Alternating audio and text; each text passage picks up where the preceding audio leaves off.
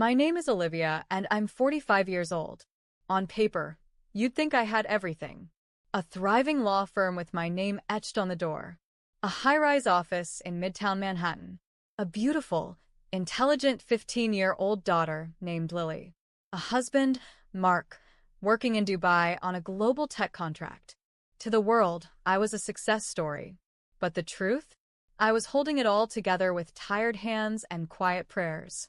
I'd built my life from the ground up. No favors, no shortcuts. My firm wasn't inherited.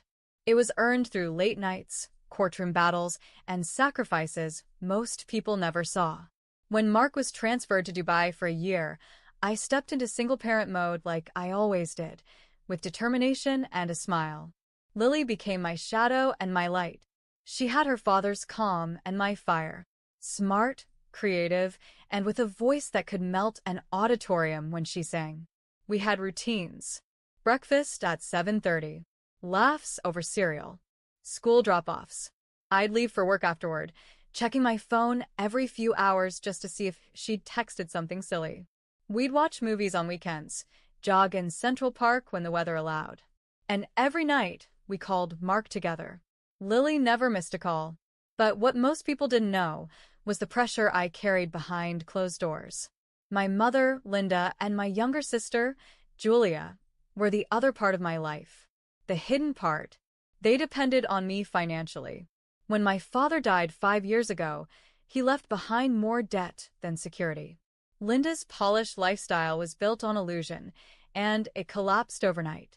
I took over her rent, $1, $200 a month, because I couldn't stand the idea of her losing everything. Julia, on the other hand, had been struggling long before Dad passed. A single mom raising her son Max, juggling part-time jobs, and never quite standing on her own feet. I started sending her $800 a month to help with school fees and living costs. Every single month, $2,000 disappeared from my account, without fail. At first, I didn't think twice. I had the means. They needed help. It was the right thing to do. But slowly, something changed. Their calls weren't grateful. They were demanding. The requests became expectations. The expectations became pressure. And then came the guilt. You have more than enough, Olivia. Your daughter's private school must cost more than what we ask. Don't forget who raised you. It wasn't help anymore. It was obligation laced with manipulation. I started noticing things. Linda posting photos from brunches at rooftop cafes. Julia showing off designer handbags on Instagram. Max with brand new sneakers that cost more than my entire week's groceries. Meanwhile, I was calculating how much I could put into Lily's college fund. My husband had sensed the shift too. During one of our calls, he said gently, "Liv, I know you want to help them, but don't lose yourself in the process." He was right, but I wasn't ready to face what that meant. Because deep down, I was scared that if I pulled back, I'd look like the selfish one. That I'd be blamed, judged, cut off. So I kept paying. I kept pretending. Until the day I stopped, and everything changed. It started like any other busy morning. I had back-to-back meetings, case files stacked a foot high, and a high-profile trial awaiting me in Philadelphia. 2 days out of town. That's all it was supposed to be. Lily was finishing her breakfast when I walked into the kitchen. She was humming a song she'd been practicing for choir, her hair pulled into a neat ponytail, her eyes still soft with sleep. My heart tightened watching her, 15, smart, sensitive, and growing up faster than I could process. "You'll be okay at Grandma's, right?" I asked, placing a travel mug of coffee on the counter. She hesitated. That hesitation, just 2 seconds of silence, should have told me everything. But she smiled. "Yeah. It's only for 2 nights. I'll keep to myself." Keep to herself. That's how she coped.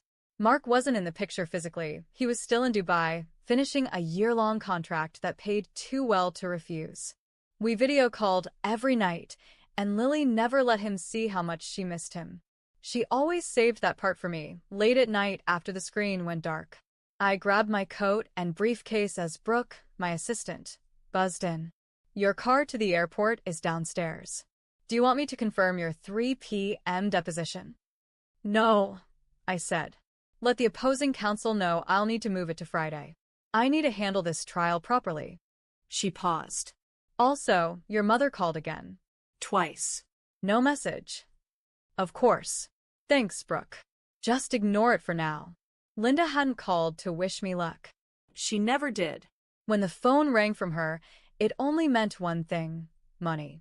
As Lily and I stood near the front door, I bent down to adjust her coat collar and kissed her forehead. If anything feels off, I whispered, you call me. Right away. You don't wait. I know, Mom, she said softly. I will. I held her tighter than usual before she left. My gut told me something wasn't right. I just couldn't name it yet. On the drive to the airport, I received the first text. Olivia, call me, it's urgent. Then another. Max's school trip has a deadline today. They need $600. Please don't ignore me. And then, you're being unfair. I was sitting in the airport lounge when the third message came in.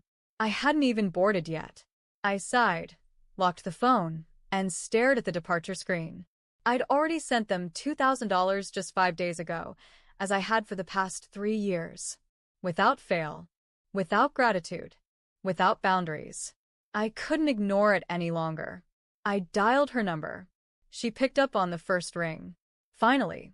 Mom, I can't send any more money right now, I said calmly.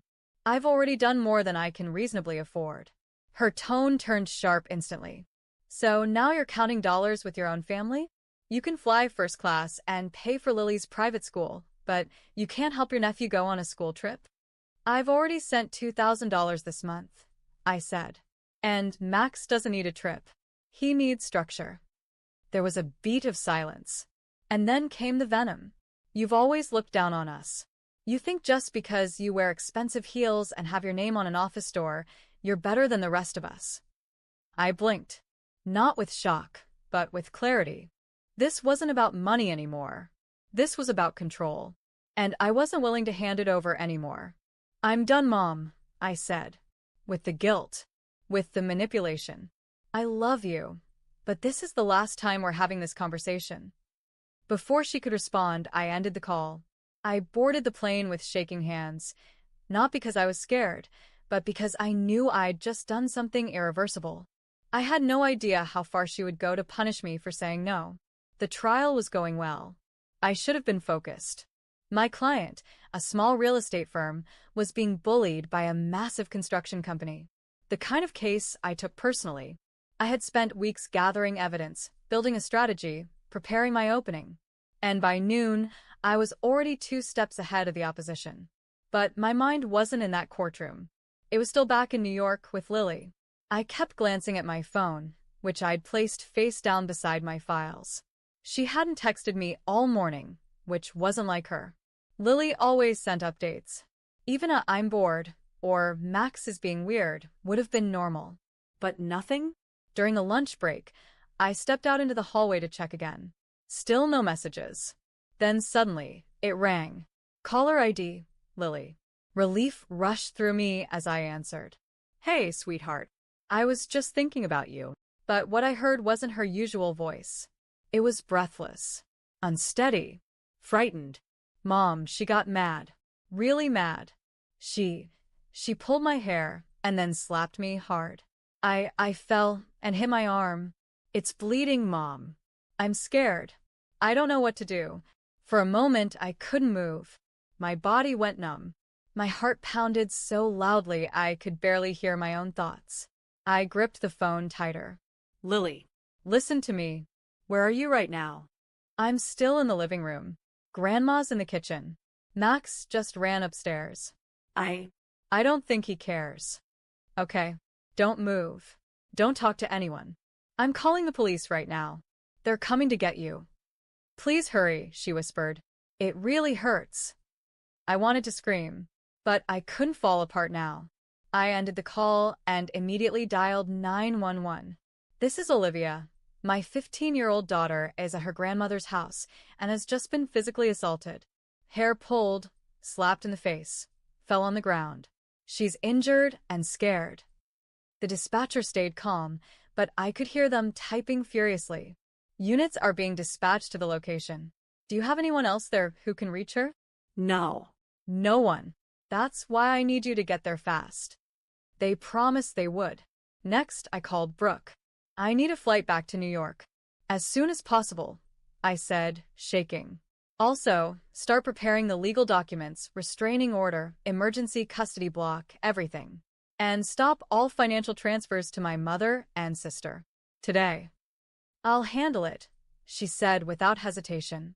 Then I called Lily back. She answered immediately. Sweetheart, the police are on their way. Paramedics too. I'm coming home. I'll be there as soon as I can. She started to cry softly. She said it was because you didn't send the money, that it was your fault she had to teach me a lesson. I closed my eyes. This wasn't a tantrum. This was punishment.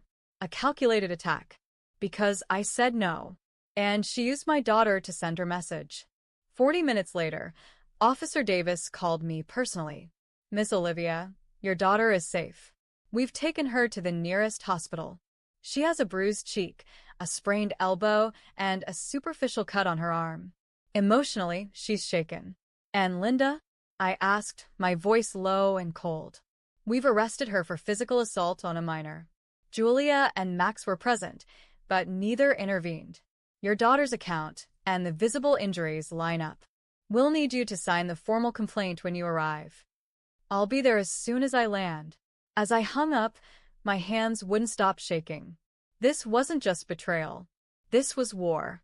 And for the first time in my life, I wasn't afraid of what came next. Because now it was about Lily. By the time my plane touched down in New York, it was nearly midnight. I didn't bother waiting for my luggage. I had Brooke send someone for it later.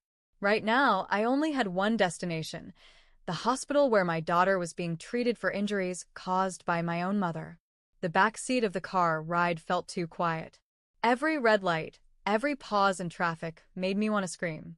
I was a woman used to controlling chaos in a courtroom, but this wasn't a trial. This was personal. Raw. When we reached the emergency entrance, Officer Davis met me just inside the glass doors. He gave me a small nod of respect, but I could see the weight in his eyes. She's stable, he said gently. Doctors treated the bruising and the elbow. No fractures, thankfully. But the emotional trauma? It's going to take some time. I nodded, swallowing hard. Where is she? Room 207. We assigned a nurse to stay with her until you arrived. I thanked him and rushed down the corridor. When I opened the door, the world seemed to pause. There was my daughter, my Lily, curled up in the corner of a hospital bed, her arm in a sling, a soft bandage on her cheek. Her eyes were half closed, but when she saw me, she sat up like she'd been holding her breath the entire time. Mom, I rushed to her side and held her like I'd never let go again. She clung to me, trembling. I didn't know what to do. I didn't even say anything to her. She grabbed me and started yelling. Then she pulled my hair and slapped me so hard I hit the floor. I think Max saw, but he didn't care. I closed my eyes, steadying myself. You did exactly what you were supposed to do, I whispered. You called me, and now you're safe. That's all that matters. We sat like that for a while, her head on my chest, my arms wrapped around her like armor. Then there was a gentle knock on the door. A woman in her mid-40s stepped in with a calm, kind presence. Dr. Kim, she said with a soft smile. I'm the on-call therapist assigned to Lily's case. I'd like to speak with her for a few minutes, if that's all right. I looked to Lily, who nodded quietly. I stepped into the hallway and stood by the window, arms folded, my mind racing. And then I did what I had been dreading all day. I called Mark. He answered on the second ring, his voice laced with exhaustion. Hey, Liv. How'd the trial? I'm at the hospital, I interrupted. He sat up. I could hear it in the shift of his voice. What happened? I took a deep breath, then told him everything. The screaming, The slap. the fall, the bruises, the fear, and finally, the arrest. There was silence on his end, the kind of silence that carries the weight of 1,000 emotions. I'm flying home, he said firmly. Tomorrow. First flight I can get. I didn't call to pull you away, I replied softly. I don't care, he said. I wasn't there when it happened. but I'll be there now. I nodded even though he couldn't see me. Lily's okay, but she needs both of us now. We hung up with a mutual promise. No more distance. Not now. Not after this. The next morning, Lily was discharged. She walked slowly, her arms still sore, but she held my hand the entire way out of the hospital. We didn't talk much in the car. She stared out the window, and I knew her silence wasn't anger. It was shock. The kind of quiet that settles after you've been hurt by someone you thought you could trust. When we reached home, I helped her into bed, pulled the covers over her, and kissed her forehead. "I'll be in the next room," I whispered. "I'm not going anywhere." Just as I turned to leave, she asked in a small voice, "Mom, is she going to hurt someone else now?" I turned back. No.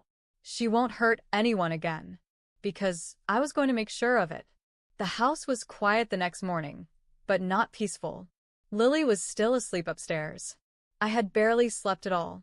I spent the early hours replaying everything, every bruise I'd seen, every word Lily had whispered between sobs. By sunrise, I was dressed, coffee in hand, standing in my home office with police reports spread across the desk. The stillness of the room was a stark contrast to the storm inside me. At exactly 7:15 a.m., Thomas, my firm's senior legal consultant and longtime friend, walked through the front door. I didn't wait to meet at the office. I wanted this started now. He sat down without saying much. He knew me well enough to skip the small talk. I handed him the folder. Hospital report. Photos of the injuries. Security footage from the building hallway. And the voice recording from the 911 call. I said, "It's all there." He skimmed through it, his brow tightening. "This isn't just a case," he said. "This is textbook child endangerment and assault. And I want her prosecuted to the full extent of the law," I said without flinching. "No plea deal. No family settlement. She doesn't get to walk away from this." He nodded. "We'll file for a permanent restraining order, full child abuse charges, and also move to terminate all financial obligations, past and future." "Already frozen the accounts," I added. "Brooke locked everything down the minute Lily was in the hospital." "She's smart," Thomas said. "She's loyal," I corrected. Just then Brooke called. I put her on speaker. "Julia just attempted a transfer request through the backup account." I denied it. "She also left 3 voicemails, and your mother called 12 times overnight." "I don't want to hear a single one of them," I said. "Just document every call, every message." "You got it." The phone buzzed again. This time it was a message on an old social media account I hadn't touched in years. It was from Linda. "Why would you call the police? Lily wasn't in real danger. It was just a lesson. You overreacted." I read it once, and then again. My jaw clenched. My chest tightened. A lesson? She had hit my daughter, pulled her by the hair, knocked her to the ground. And she dared to call that discipline? Thomas glanced over and gently removed the phone from my hand. "Don't respond," he said. "We let the courts respond for you now." And that was it. Something in me snapped, but not in anger. In clarity. This woman wasn't my mother anymore. Later that afternoon, I picked Lily up from school. She walked slowly, arms still stiff in the sling, but when she saw me waiting, her face lit up. She opened the car door and got in quietly. I handed her a bottle of water. "I had a good day," she said after a few minutes. "My teachers didn't ask questions, just said they were glad I was okay." I nodded. "I spoke with Dr. Kim. She wants to keep the weekly sessions going." Lily was quiet for a second, then said, "I want that too." There was a maturity in her voice I hadn't heard before. When we pulled into the driveway, she turned to me and asked, "Did you really cut them off? Grandma and Aunt Julia?" I looked her straight in the eyes. Yes. Completely. No more calls. No more money. No more control. She leaned back in her seat, exhaled, and gave a soft smile. It was the kind of smile that said, "I finally feel safe." And for the first time in years, I felt safe too. 2 days later, Mark arrived from Dubai. I met him at the airport with Lily standing beside me, her arms still in a sling but her eyes brighter than they had been in days. When Mark stepped through the arrivals gate, Lily ran first, dropping her backpack and launching into his arms like the world was finally back in place. He hugged her tightly, eyes wet, heart full. Then he looked at me over her shoulder and mouthed, "I'm so sorry." I shook my head and whispered back, "You're here now. That's all that matters." The three of us drove home in silence, but not the heavy kind. It was the kind of silence you share when you're simply grateful to be together again. That evening, Lily sat at the piano and played softly while Mark and I made dinner. Her fingers hesitated at first, but then came the melody she'd been practicing before everything happened. Her voice joined in a few lines later, gentle, steady. She was healing. And so were we. The next morning we filed everything. Formal charges against Linda for child abuse and physical assault on a minor. A no-contact restraining order. A petition to revoke any claim to future support or guardianship. We had all the evidence. The hospital report. Photos of Lily's injuries. The recorded 911 call. Security camera footage from the building hallway. And, perhaps most damning, the message from Linda herself. It was just a lesson. The court date arrived faster than I expected. Linda appeared calm, almost smug, in a plain gray sweater and minimal makeup. Julia sat behind her, arms crossed, eyes darting. They had hired a cheap lawyer, someone who barely glanced at me across the aisle. Our side was solid. Thomas stood beside me, Mark behind me. Lily sat outside with Brooke, away from the pressure. When it was time to speak, I stood and gave my statement. This isn't about a family disagreement. This is about a woman who thought it was acceptable to use violence to regain control. She used my child to punish me for saying no. That's not parenting. That's abuse.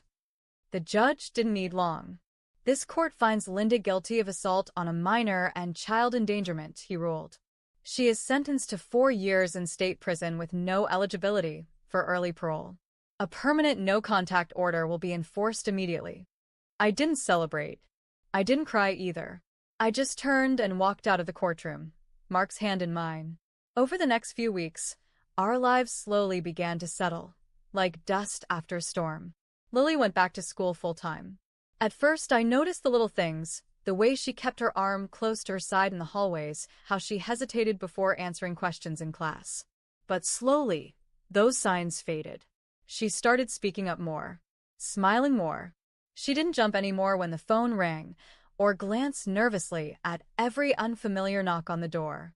Her appetite returned. Her sleep deepened. Dr. Kim told us Lily was making remarkable progress in therapy. She's not just coping, she said. She's recovering. And it showed. We replaced anxiety with routine, trauma with warmth. Our house didn't echo with fear anymore. It hummed gently with music, quiet jokes over dinner, and peace we didn't take for granted. One Thursday afternoon, Lily burst into my home office, her cheeks pink with excitement and a crumpled sheet of paper in her hand. "Mom," she beamed. "Guess what?" Before I could answer, she waved the paper in the air. My teacher picked my painting for the school art exhibition. She handed me the printout, her acceptance form, and then pulled up a photo on her phone. It was her watercolor entry, a towering lighthouse on the edge of a stormy sea. Fierce waves crashed against the rocks, but the lighthouse stood tall, bright and still. "It's you," she said softly now. "You're the lighthouse." I stared at the image, stunned. The symbolism, the emotion, it said everything she didn't always have the words for. For a moment, I had to turn away, pretending to adjust a file on my desk, just so she wouldn't see the tears in my eyes. "You're the strongest thing I know," she added. "You always kept the light on, even when everything else went dark."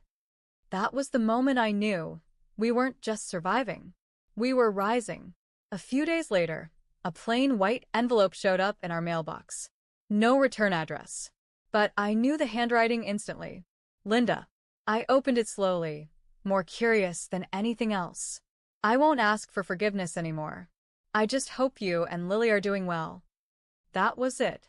No apology. No ownership. Just a quiet admission of loss. I read it once. Then I walked to the shredder, fed the paper through, and watched it disappear, strip by strip. Forgiveness? Maybe one day. But trust? That bridge had burned. These days, our home sounds different. It's filled with music, Lily singing in her room, humming while doing homework. It's filled with laughter, Mark making awkward jokes at dinner that still make us laugh way too hard. It's filled with life, calm, steady, and ours. Mark took a permanent position here in New York. He's home by 6. We cook together. We clean together. We hold each other accountable, and we hold each other close. Lily doesn't sleep with her door cracked open anymore. She laughs at the breakfast table. She hugs without flinching. She walks with her head high. We don't mention Linda or Julia. Not because it hurts, but because it simply doesn't matter anymore. That part of our story is over. We chose peace. We chose healing. We chose each other. And most importantly, we chose to never, ever live in fear again. If this story moved you, inspired you, or simply made you feel something real, please take a moment to like the video. I'd love to hear your thoughts in the comments below. Have you ever faced a moment where choosing peace meant walking away from people you once called family? And if you enjoy powerful, true-feeling stories like this one, don't forget to subscribe and turn on notifications so you never miss what's coming next. Thank you for watching, and remember, you deserve peace. You deserve safety. You deserve to be free from fear.